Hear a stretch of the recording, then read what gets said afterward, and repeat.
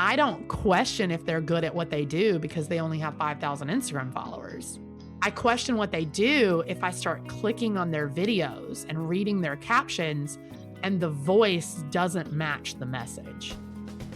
All right, today's episode is with one of my very special guests, Hayley Luckadoo.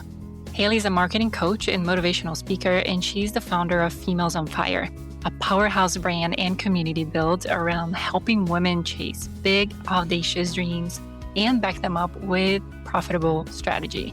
She also hosts the Females on Fire podcast, where business and personal growth actually meet in real life. And in this episode, we get into the stuff that matters if you want to be more than a nice person on Instagram. Hayley breaks down what personal branding really is and why it is not your logo, and 4 layers of a personal brand: identity, perspective, narrative, and recognition, and her 3D Edge method for becoming impossible to forget. We also talk about the difference between attention and authority, and what to do when you're getting likes but not clients. How to build a brand so clear that people start saying your name in rooms you've never walked into. And yes, this conversation ties straight into the Influence Summit series because Accidental CEO is one of the sponsors. And you hear Hayley tease what's next with a new episode of her life, which is the Blaze Agency, a boutique personal brand firm for female founders who are ready to become the category of one in their industry. All right, let's get into it. Hey everybody, welcome back to the Accidental CEO podcast. I'm your host, Nata Salvatore. Today, I have Hayley Luckadoo with me, and you guys heard all about what we talked about already in the intro, but what I want her to start with is just a little bit of maybe her story of how she ended up as an entrepreneur and business owner. Some of us have had a past in corporate and work for other people. I want to know, does Hayley have a story like that? I have a story. I didn't work in corporate though. So hi there, I'm Hayley Luckadoo. My story is kind of crazy. So the short version, I went off to college and was super multi-passionate, changed my major about 1 million times. And once I finally settled on something, I ended up getting a letter from my school right before I went into senior year. And it was like, hey, we know you're on financial aid, but we cut a bunch of our financial aid stuff and this stuff doesn't apply to you anymore. So pay your bill or don't come back. And so I overnight became a college dropout. And at the same time, had a high school boyfriend that I was supposed to be getting married to. We were going to get married in June before our senior year because we were young and dumb and in love.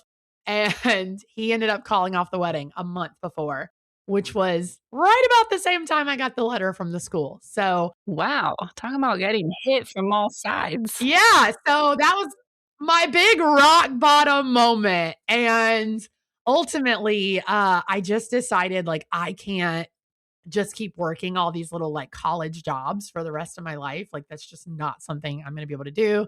I have to go achieve something really insane. And how am I going to do that without a diploma and a career and all of, all the stuff? And my only thought process was, okay, I just got to pay the bills right now. What am I good at? And I had just planned my own wedding, even though it didn't happen. I was like, it was going to be good. And I'm super organized. I had a lot of friends getting married. And I was like, let me just plan their weddings and have them pay me a little money. And 6 months later, I had a full-fledged wedding planning business. I fell in love with business. I fell in love with marketing. And over time, that just escalated into me helping other wedding professionals with their branding and their social media and like all of this kind of stuff, because I just loved helping business owners and helping founders.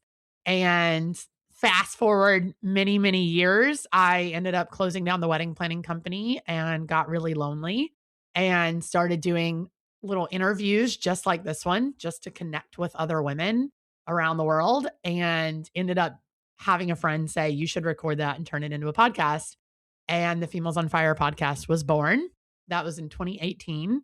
And since then, Females on Fire has become this incredible brand and community and just, taken on a life of its own. And so now we have programs and we do events and the podcast is still going and we do all these really cool things. And so it's just been this very wild journey that I never anticipated, but am so incredibly grateful for. What a interesting story. First of all, I love that. I didn't know you were in a wedding industry, so I have businesses in the wedding industry too, which is super cool. I'll definitely understand what you do there. But also the fact that you were so smart to say, hey, what am I good at? Like, what can I take advantage of right now from a skill standpoint and create a business to take care of myself, right? So that was, priority number one instead of spending all your time being, sad about what happened. You're like, okay, Crying on the couch. I did that yeah, too. I yeah. did that But too. eventually, let's move on to solve the problem at hand. So I love that part of the story. I love that you created this whole powerful brand that it is Females on Fire. I was lucky enough to have the opportunity to speak. I think it was 2024. I didn't do it last year, but 2024. And you have the summit coming up again in a few days. It's happening actually right now, right? As we speak, it Very just started. soon. Yeah, registration is open. Yes, It's on. registration up. So tell us a little bit about that right now. We just start with what did Females on Fire kind of became and what is it doing for entrepreneurs out there? Oh, it's so cool. Like, it's so much cooler than me. It really took on a life of its own, and, like I said, it started with the podcast, and we had this cool little community of women that were listening and loving it, and they were like, "We want more episodes," so I started doing more episodes, and then I kept hearing, "You should do an event. You should do an event. You should do an event," and I'm like, "I would love that." Like, I could totally see us running a conference, and that would be the dream, and I would love that. But I also, coming from an event planning background, I know what that takes, right? And I'm like, "We are so not there yet." And so I had kind of heard these little murmurs of virtual summits. And I was like, what is that?" And this was years and years ago. And when, there weren't, and I mean, they existed, but there were like a handful of people that were doing them really well. And so I was like, let me kind of look into this. What would this look like? And I remember it was like the end of June, and my husband came home from work, and I was like, I'm going to run a virtual event. And he's like, okay, when? And I'm like, in a month. And he was like, how are you going to put this together in a month? And I'm like, we're going to do it for Females on Fire's birthday. It's going to be great. And I went and found 28 of my friends in the industry and said, hey, will you take a chance on me? Will you record this presentation? Will you come be a part of this? And almost all of them said yes.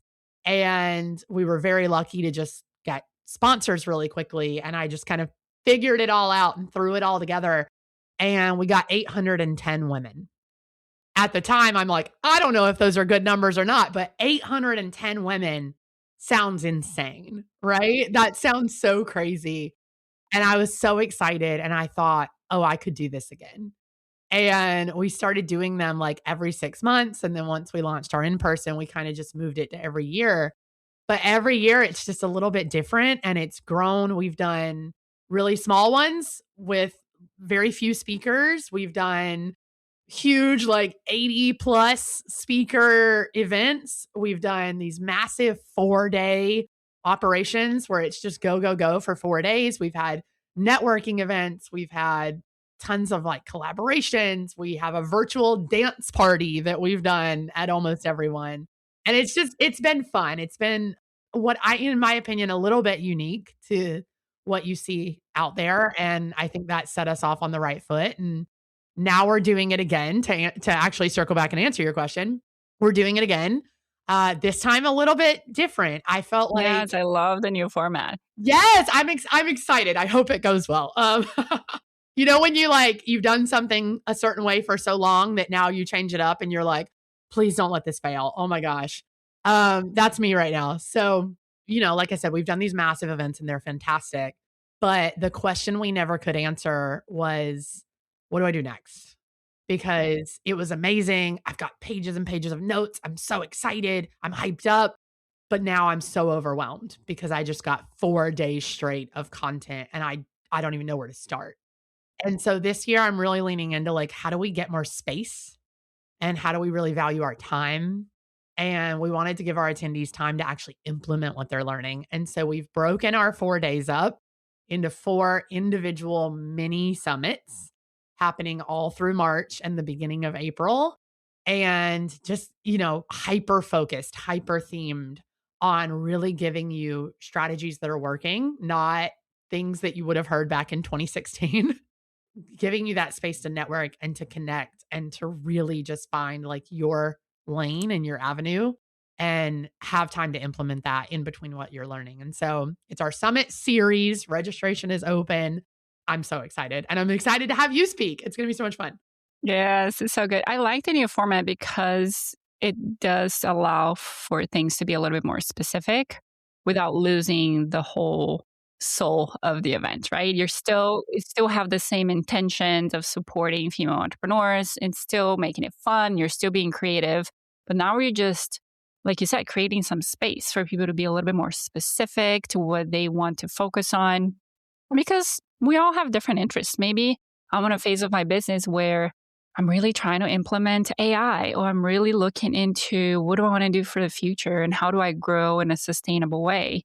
So you're just giving people the opportunity to focus their time because, I mean, that's what we all need right now. Is like, how do we properly use our time to focus on what we need instead of scat? I mean, there's so much information out there. We're living in a time where it's just overwhelming the amount of information. So how do you help people be more specific? So I love that you are changing that. And at the end of the day, I think it would be, regardless of numbers, I think people will get a lot more out of it at the end of the day. So congratulations on taking the lead. Thank you. That's what I'm excited about is I really was like, how do we get sessions that you can't just go ask Chat GPT, right? How do we get sessions that aren't Googleable? Like, how do we get people who are just genuinely experts at what they do that can teach it in such an easy and sustainable way?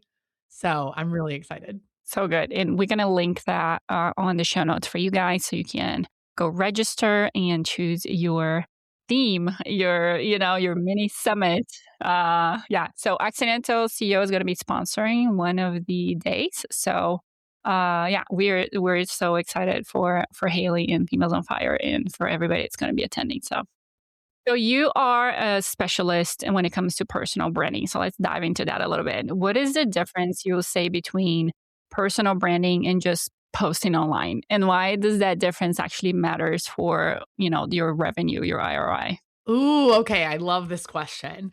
So here's the thing that people don't realize. Everybody has a personal brand, right? And I think a lot of people don't think about that, especially if you're just getting into, I want to create a personal brand.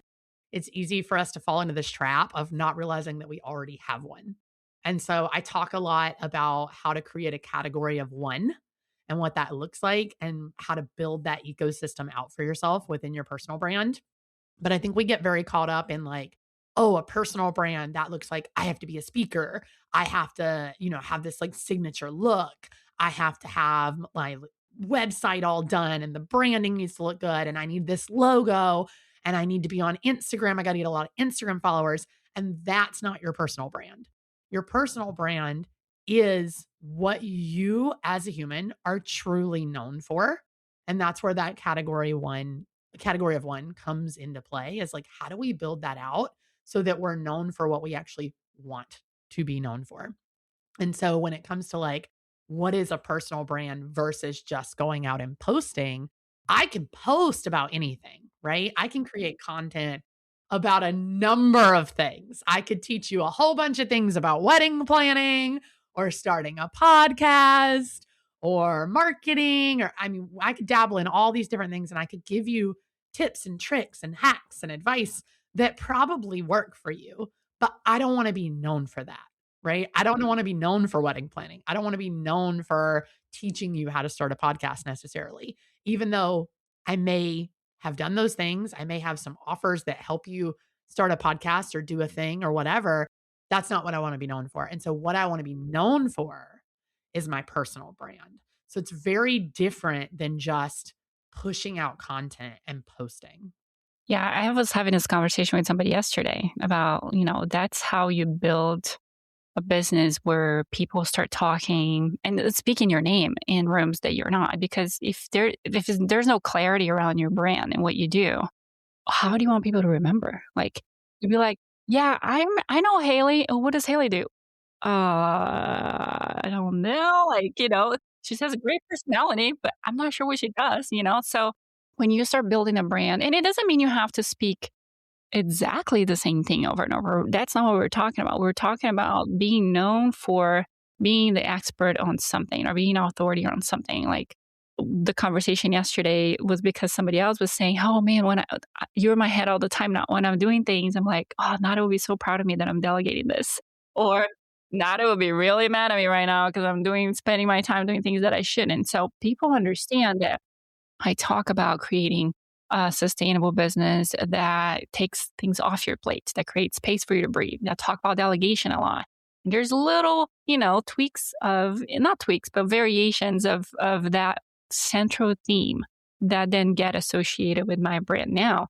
And that's what Haley's talking about, making sure that you build something sound that really, that's what you get known. That's what you're known for. That's your brand identity basically is what we're talking about. I think too that what am I known for?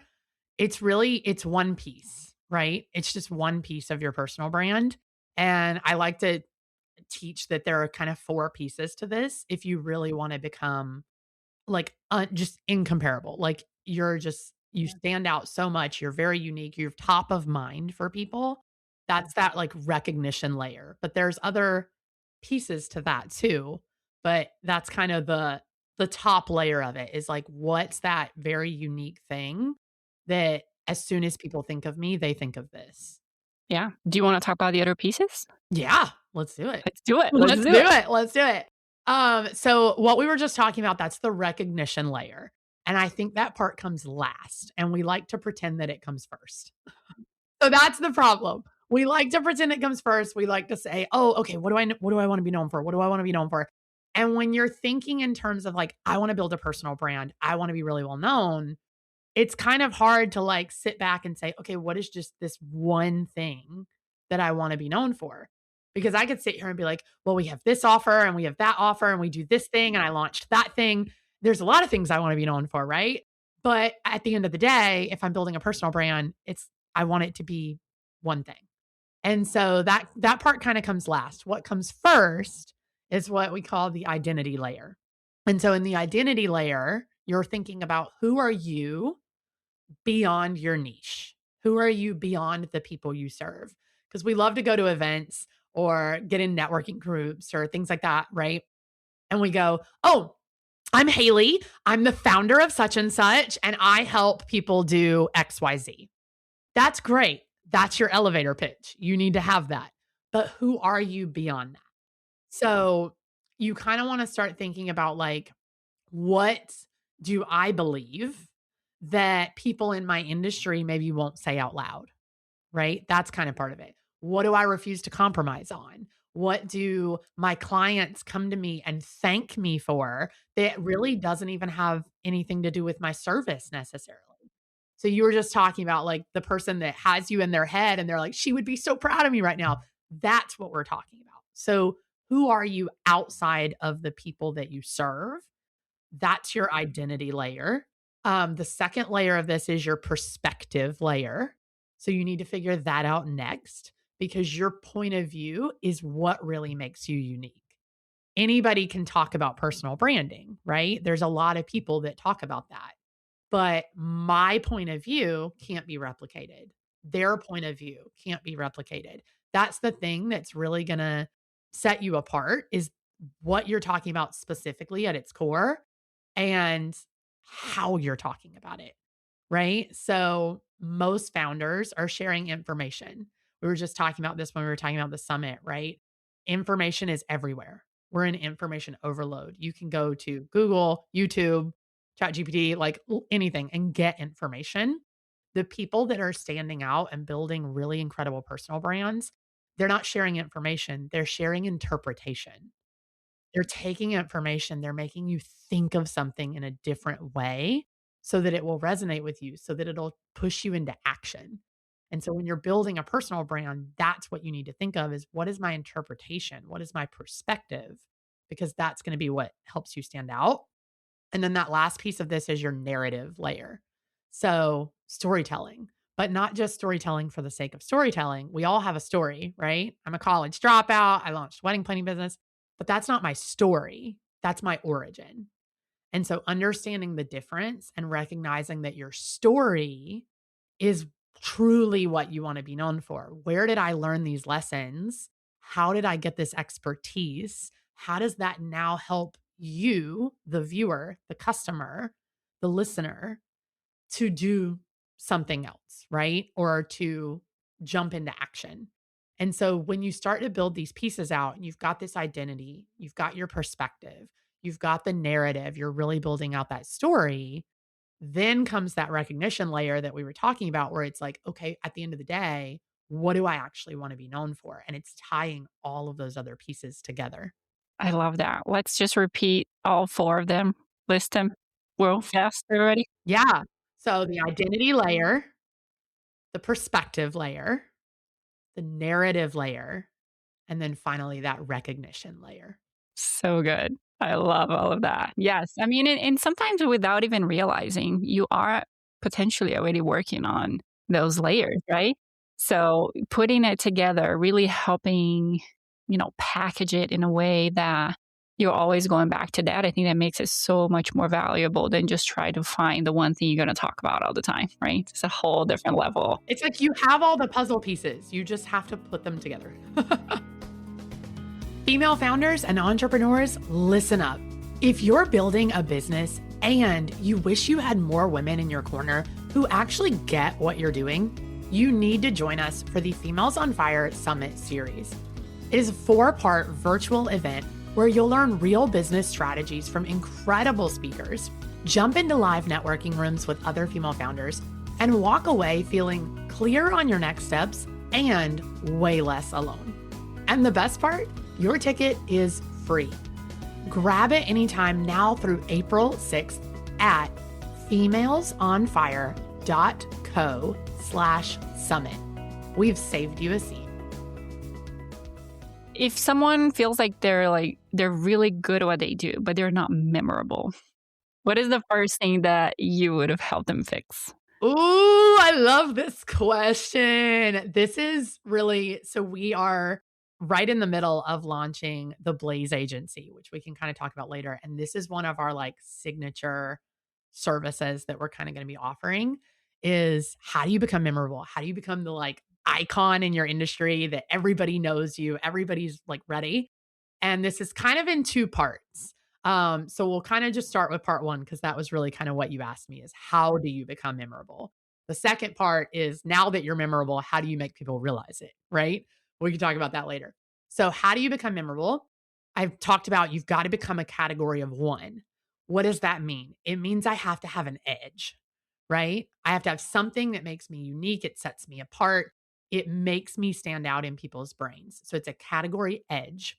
And so in order to figure out what that is, we call this the 3D edge method.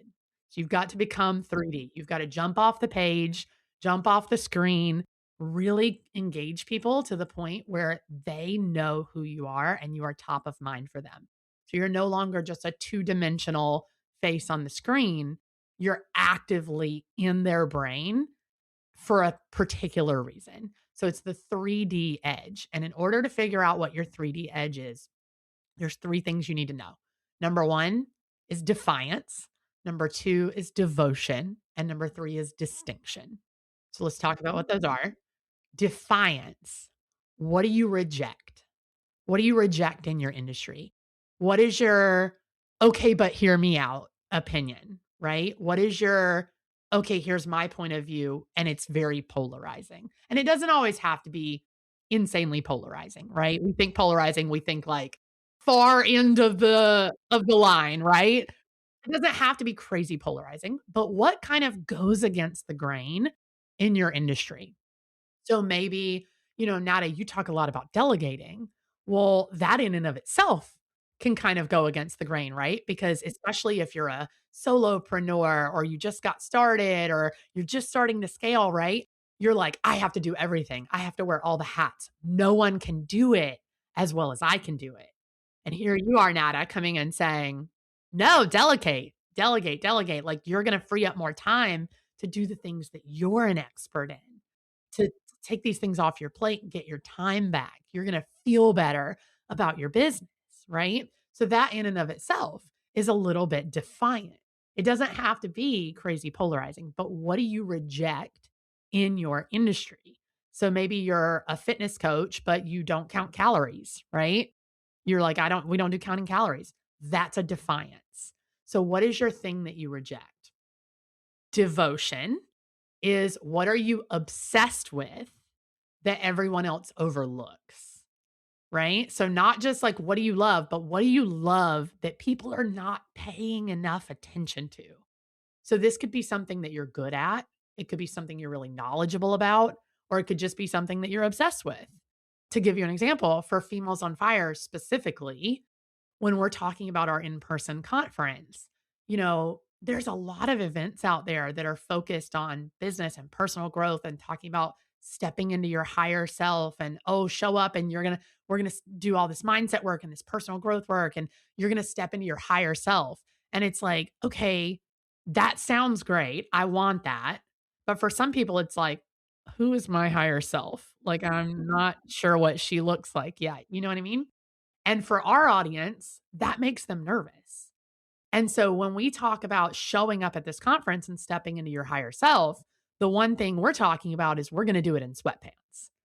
Like, show up in your sweatpants. You don't have to get all dressed up. We're going to have some fun and your higher self can live in her sweatpants. It's okay. And so that's something that we're obsessed with. I'm obsessed with my sweatpants. I love it. But we're not hearing that enough because you go to these other events and you're worried about getting all dressed up and buying new heels and doing your makeup. And that's all great, but that's not us. So what are you obsessed with? Even the tiniest thing that you can make part of your message. That's your devotion. That's part of what's going to give you this edge. And then that last one is your distinction. So what do your clients consistently experience with you that they do not get anywhere else, right? So when you think about the services, the products, the offers that you have, what makes them unique? And if you don't know, ask your people. Go back to your customers and say, what made you choose me? What made you feel like you got the result? Because that's your distinction. And when you have all three of these pieces, you've got your defiance, you've got your devotion, you've got your distinction, you have a 3D edge. You tie those together and it gives you this category edge that really makes you so memorable. But if you're missing one of those pieces, then people may be like, oh, well, I hear her talk about this all the time, but I'm not actually sure what she offers. Or I worked with this person on this thing and I got an amazing result, but I'm not totally sure I couldn't have gotten that somewhere else, right? I know she offers that, but this other person also offers that because you don't have your defiance. So making sure you find all three of these pieces and tie them together, that's your category edge. That's how you become really memorable. This is so good, Hayley. I love all of that. I want to know, what is it with Hayley in fire stuff? Because we have Females on Fire, we have Blaze. Oh, girl, What is it? It's so funny. Little like lore, if you will, for our listeners today. I actually didn't come up with the name Females on Fire. My husband did. Ooh. Which is so crazy because he's I like love this that. big burly 6'4" guy and you wouldn't expect it. And I remember I was trying to think of what to call the podcast. And he was like, I've got it. Because you're interviewing women and they're doing all these really cool things. They're on fire. You call it Females on Fire. And I literally went, ew, no.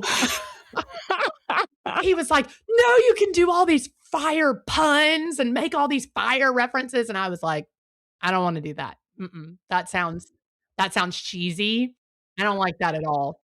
And I waited like a week. I couldn't come up with anything else. So I was like, we'll call it Females on Fire and we'll just change it later. It's fine.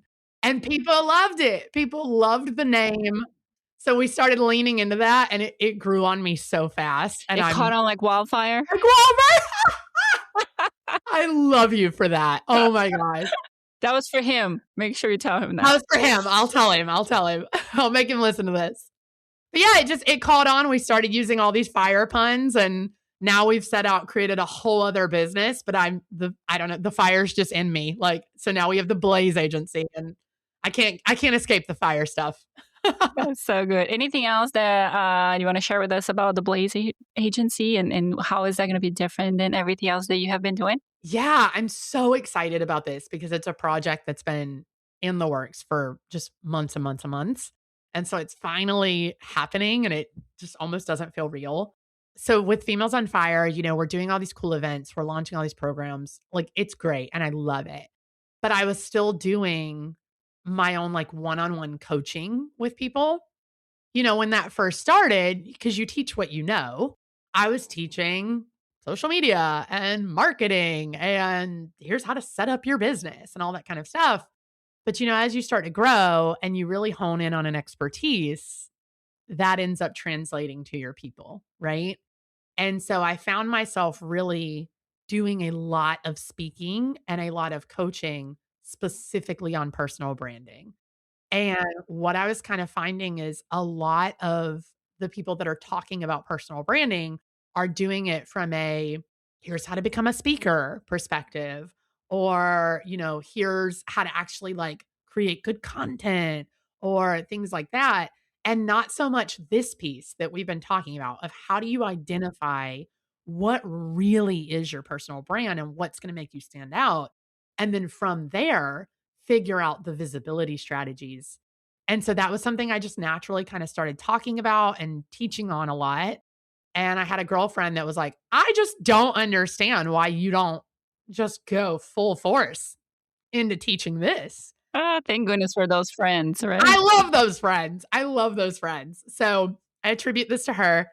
And I was like, you know what? I should really think about that. Do I have the time? Do I have the time? Can I sustain it? Can I make it happen? And so that's what the Blaze Agency is. It is a personal branding firm specifically for female founders, trailblazers, disruptors, the women who have built the business, right? The business is already there, but now they know they have something else to share and they have a voice and they have a message they want to get out into the world, whether that's just because or to help grow the business. They just want to become the icons of their industry, right? And so that's what we help you focus on.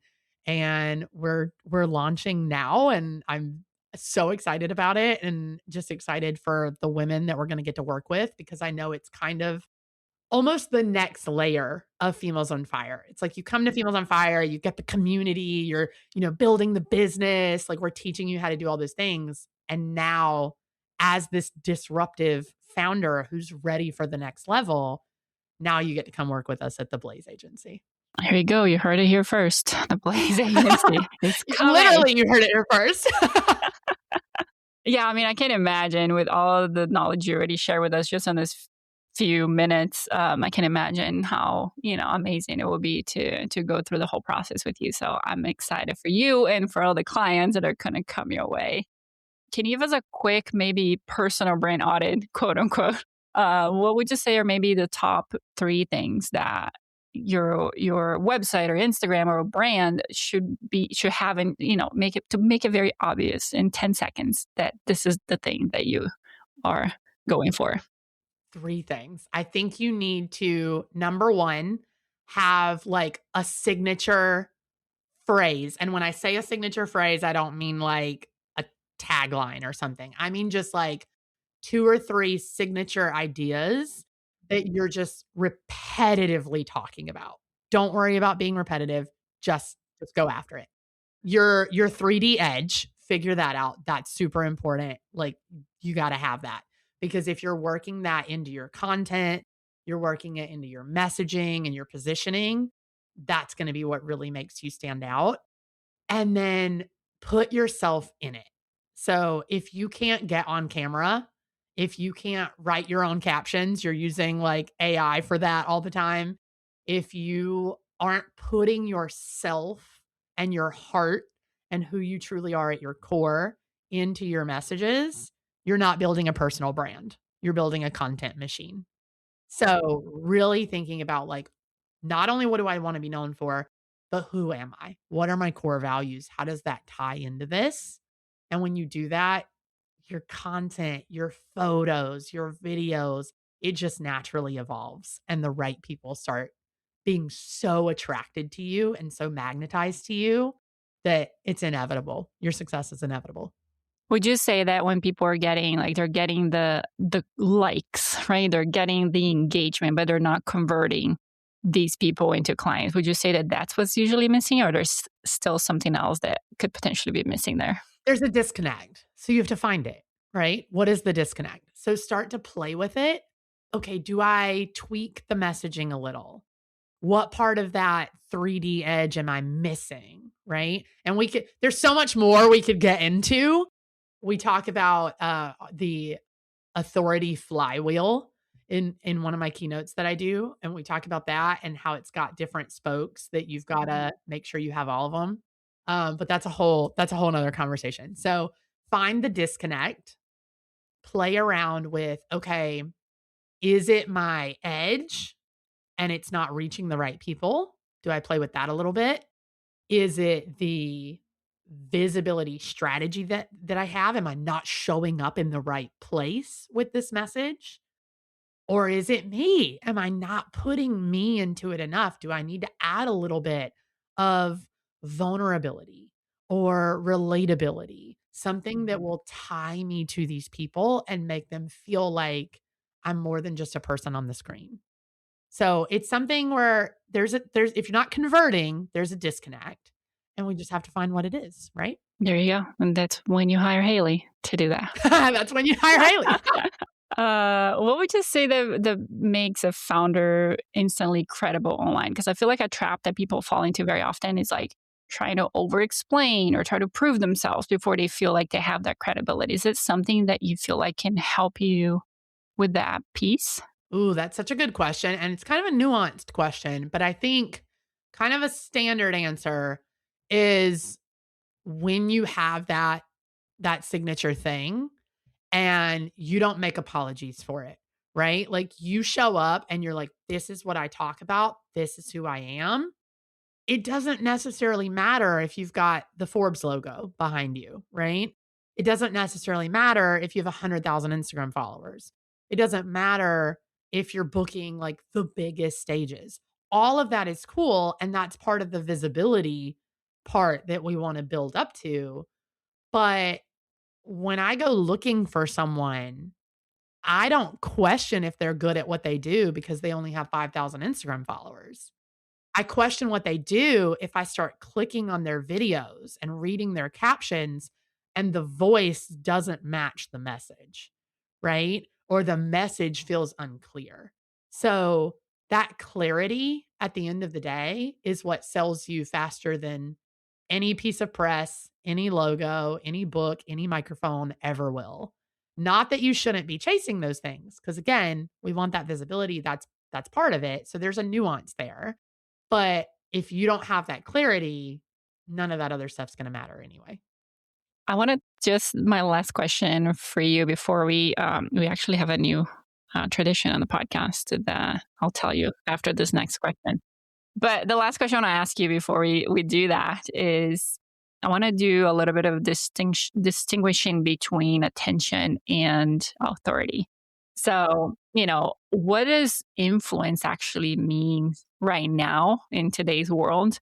And what should maybe a women founder be building so they actually get that long term authority versus just attention? I love it. This is such a fantastic question because it's what we were just talking about, right? It's like, okay, I'm getting likes, I'm getting engagement. That's attention, right?